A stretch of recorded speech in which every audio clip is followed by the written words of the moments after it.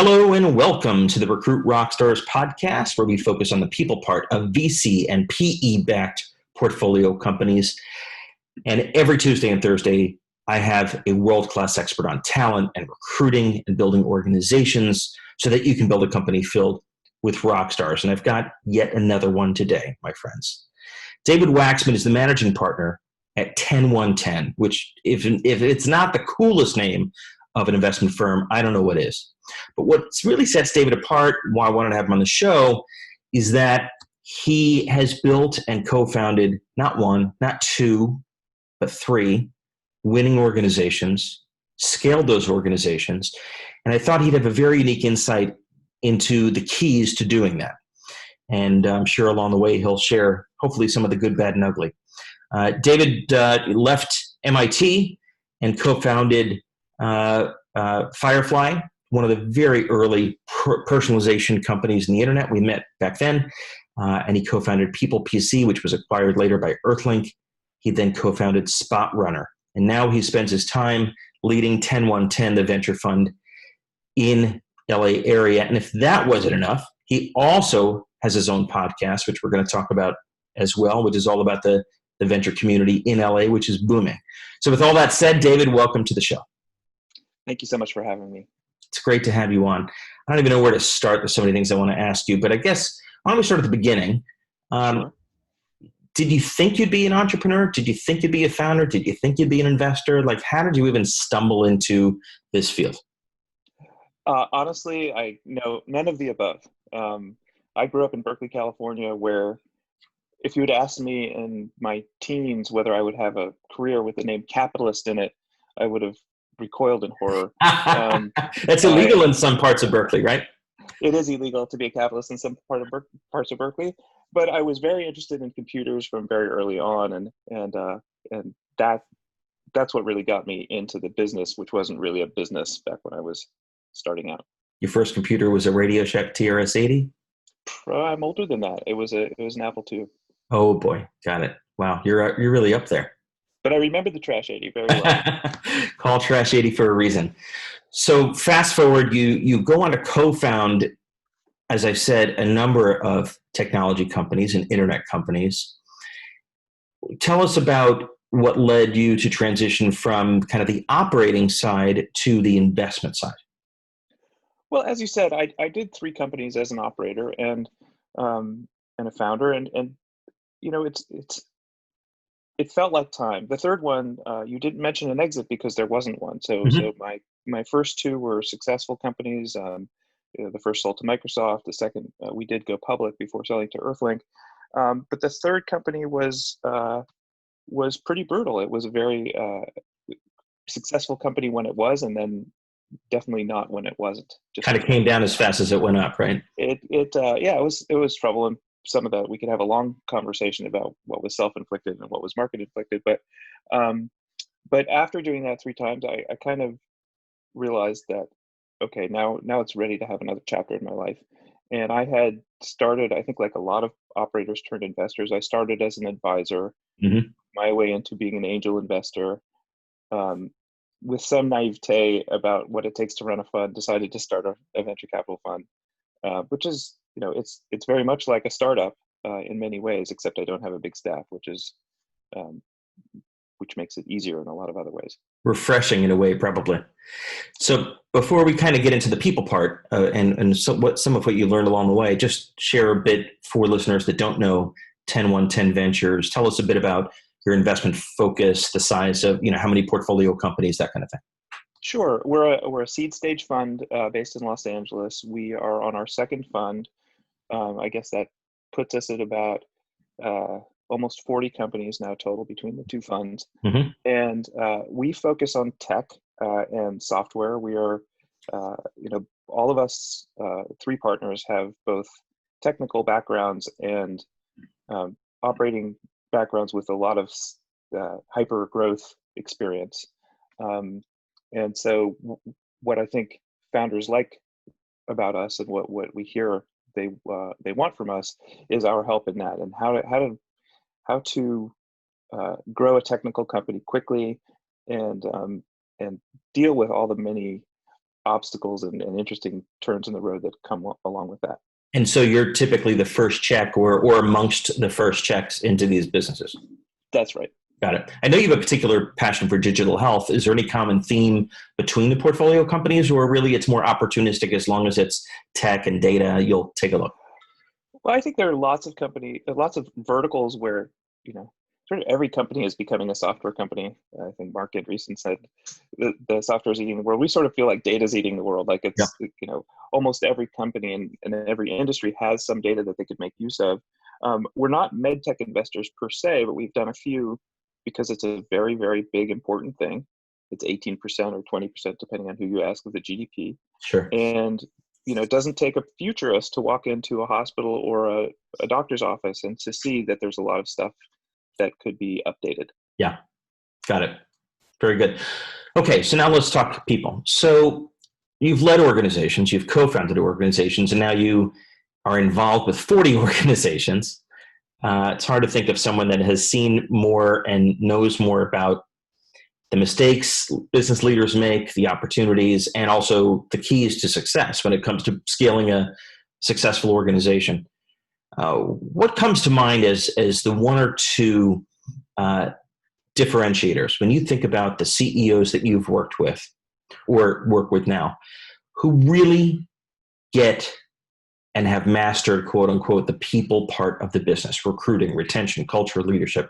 What is it that separates them from the others that struggle more with that part? What are they doing differently? I think there's a couple things. One is, and I'm glad to hear that there's a lot more focus on this and people are saying it more commonly now, but to be very intentional about culture. I think a lot of people think of culture as something on their list that needs to be taken into account at some point.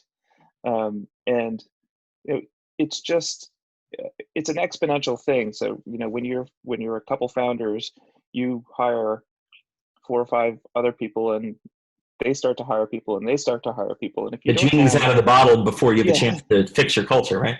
Yeah. So, and just to establish, like, what do you care about? What does the company stand for? And not, it's not the stuff that's written on motivational posters. It's like, what do you really stand for? And to make sure you express that in everything that you do, how you treat customers, how you treat each other, how you treat new recruits who come in or candidates. All of those things are helped if you have a very intentional design of what kind of organization you want to build. Was there a time or a phase where you learned that the hard way? Maybe one of the companies that you co-founded, the culture went especially well or not especially well? Well, I think I'm fortunate that all of my 3 companies had great teams. They really did, but our cultures were, not uniformly great all the time. Yeah. Right? So it's not. I don't think culture is like this static thing that you get right and then it's done, or a static thing that's wrong and it is kind of hard to undo when it gets very bad. But the ins and outs of the company also affect culture, and I would be disingenuous if I said that we didn't have times where our cultures got out of control. Yeah. And usually that was accompanied by hypergrowth. So I think the hardest thing is when you need to double from 100 people to 200 people, or you're hiring on that scale of multiple people a week. Yeah. And there are lots of, as I said earlier, that kind of exponential effect where it's proxies of proxies that are. Yeah. You're so careful in your hand picking, and you've worked with them before, perhaps. Yeah. And suddenly you're in a place where you don't necessarily know everybody's name. At about 200-300 people in your company, you better hope that your culture is right, because you can meet people on the hallway that you do not know as a founder. It's a scary feeling. It's happened to me a couple of times where I'm walking down the hall and I don't know the person, and I actually feel awkward and embarrassed. It is like that. And of course they know you because you're the founder of the company, right? And you were advertised on the letterhead or whatever when they came to join. Yeah, when the offer letter went out. So as you scaled these organizations, and you're, like you said, you're adding multiple people per week, are there things that you have found, safeguards that you can put in place in the recruiting process to ensure, to try to protect the culture? How do you do that? It's got to be more than just getting a beer with somebody. Yeah, it is. I mean, there's lots of little things. Like, I really think that founders should try and sit down with new hires, and this founders should sit down with new hires or candidates at their last round for as long as they can, meet everybody. That doesn't, I know, and I haven't built a company that has thousands of employees, so I don't know where that Obviously, where that breaks. the day comes where you can't do that anymore. Yeah, although I think at Google they did it for quite some time. Yeah, years. Where they were able to meet people, but so there's that, and then I think a lot of mistakes get made around onboarding. So getting somebody buddy, having some formal and consistent onboarding process where it's like, because there's a lot of discovery that needs to happen when somebody joins a new company and they're in a new role, and what do they learn about the culture and where the kitchen is, and how the dynamics of the office work. So being fairly organized about how you onboard people, I think, is also a great and relatively easy thing to do. So many CEOs and founders have never learned the proper way to interview or hire or onboard or even fire. What have you observed in terms of a head of talent or a head of people, not just a HR administrator, but really a more strategic head of the people part of the business? At what point or what size business does it make sense to have that person at the table? God, that's a really good question. I mean, because there's sort of two things that you talked about in there. The first thing, I think, you're absolutely right. People do not necessarily know how to hire, and if you haven't hired people, why would you? Sure. And once again, I hate to sound like a formal person because I'm not, but I think having a hiring process with a pipeline and consistent things that you do is really essential if you want to get consistent people that fit and are talented. In my experience, we've not hired a real head of people like the person you're talking about until we're well over 100 people. And I'm not sure if it would have been smarter to do it earlier. That's usually what I see. The first person is often that person to do the mechanics of HR, and then often we'll see a recruiter join the team before someone more senior joins the team, because obviously. But you found at about 100 people, that's kind of the magic number at which point you think it makes sense to have that person, or would you argue in hindsight that maybe even sooner? I'm not sure. I'd love your opinion on that, actually, because it's I don't think there's a magic number. Part of it is very specific to the company and what role people play and what kind of people, what kind of roles. But, I think it's somewhere between 50 and 100 in my experience. I think, to your point earlier, you get over 100 people and you screw things up, it's pretty hard to come back from that, to course correct. You got the wrong culture, wrong DNA, the wrong people at the top table, the wrong comp structure. By that point, 100 people, you could be off the rails pretty fast. Indeed, but it's not one person's job to take care of the culture of the company. Absolutely. It's everybody's job. Absolutely. And so you're asking, like, if I ask myself, when should I start taking care of culture and thinking this way? That's from day one. Day one. Right. But if it's your first-time entrepreneur or first-time CEO that doesn't know how to do that, having an expert in the company, someone who has done that, just like you'd have a head of sales or a head of marketing, and it's a discipline, a process, to your point, and a profession.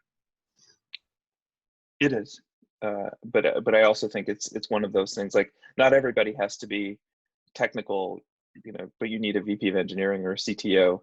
Not everybody needs to know how to sell, but you need a VP of sales. But everybody needs to know about how to treat each other and how to imbue the culture of their company um, and and a head of people can only help with that. They Yeah. can't solve for that.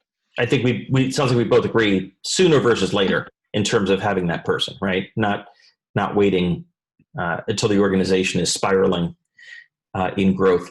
What about as an investor? So you're a board member, an advisor, an investor, observer, working with 40 companies in the portfolio company.